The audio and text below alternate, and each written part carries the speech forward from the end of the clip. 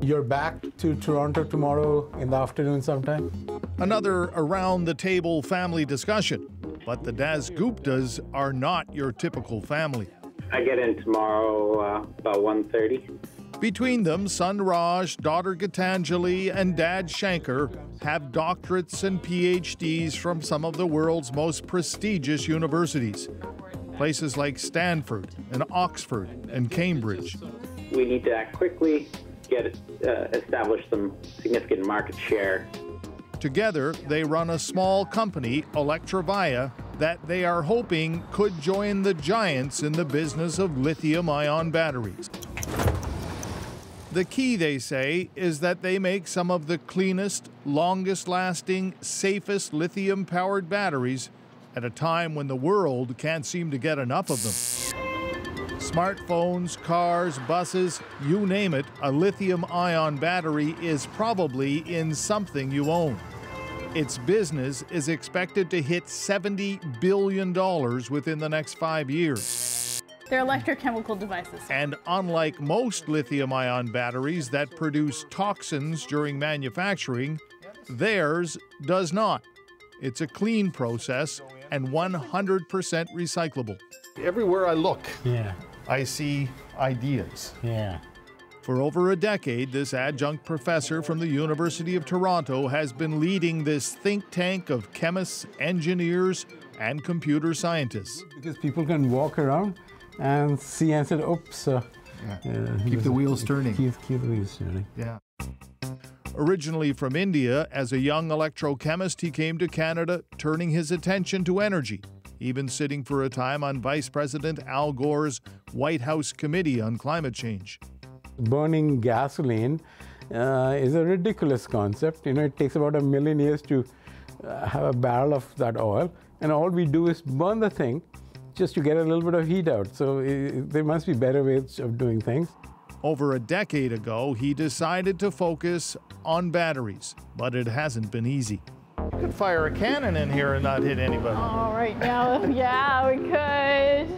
Electrovaya's large production plant echoes with the projects that have gone before.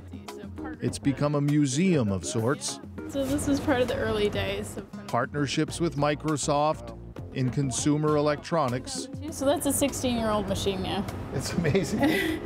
And Chrysler. So that would be able to move a truck around? Yep.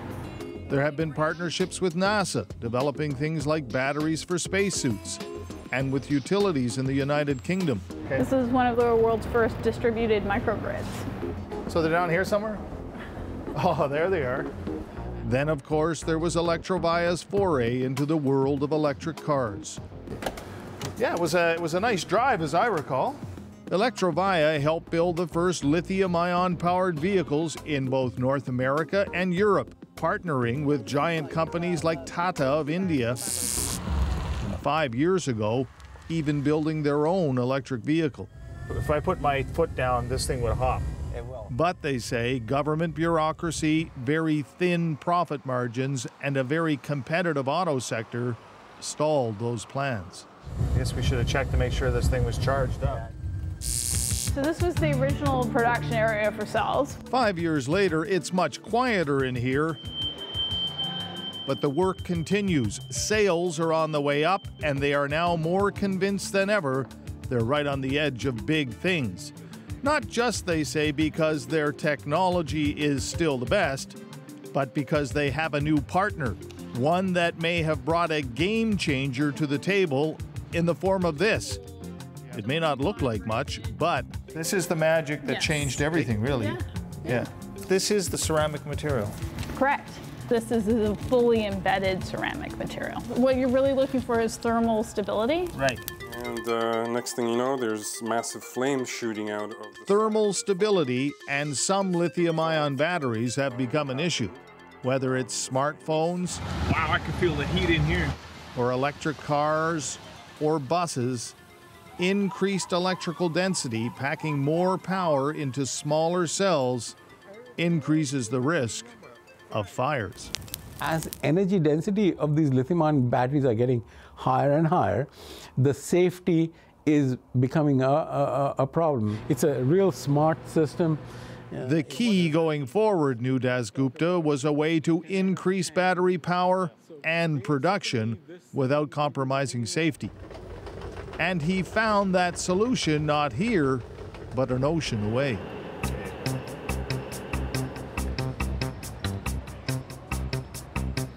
In Germany, just outside of Dresden, sits Lithium-ion.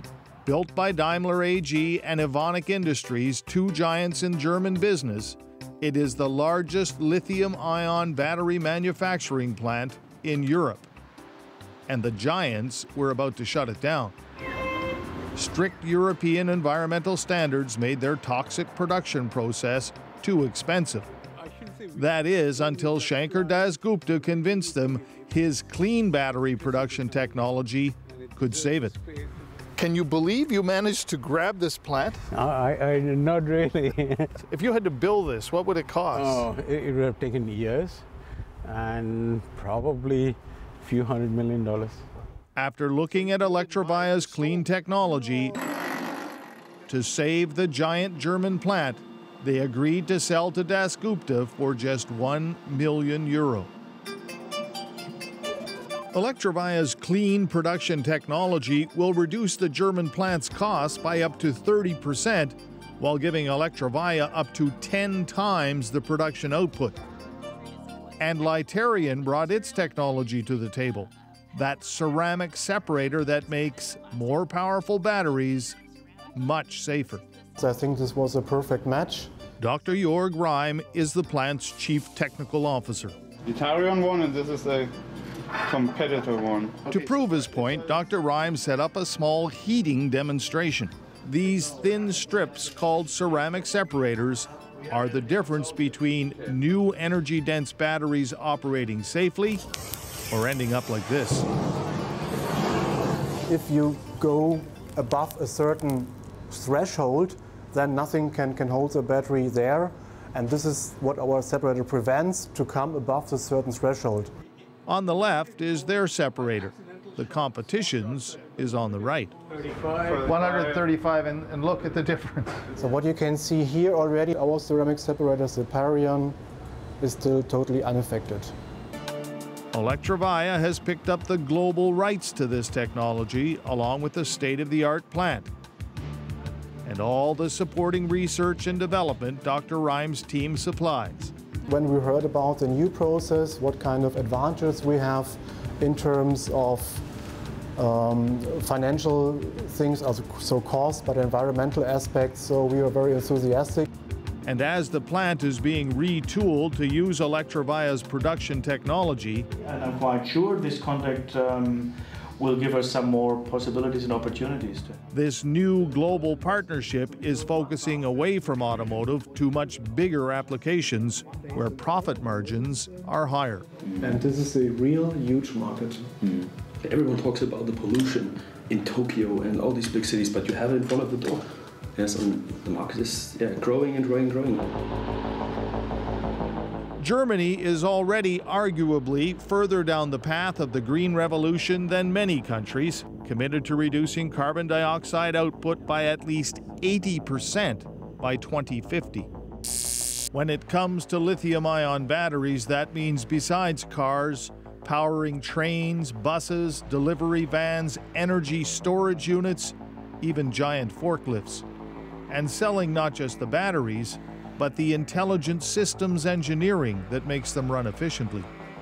What they really, really need is engineering services. By his own admission, Shankar Das Gupta is a scientist, not a businessman. As they fight for sales, finding working capital continues to be a struggle. We're making immediate investments to support clean tech research and development. He's glad the government is now talking the talk, but he says to date, government support in building this industry at home has never really materialized. Does it bother you that this isn't happening in Canada? It does. It does. Ultimately, it does. And but technology is something that has no geography and no nationality either. Having the chance to make this plant work is a world-class opportunity, but failure is never far from his mind. If we cannot get the financing done, we will probably disappear. Electrovaya will probably disappear, but the technology will be alive.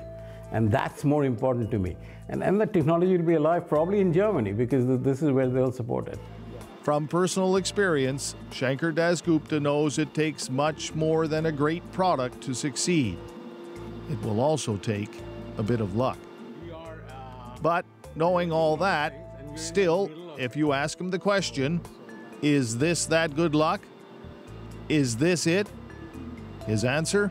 This is it. Red Sharon, CBC News, near Dresden, Germany.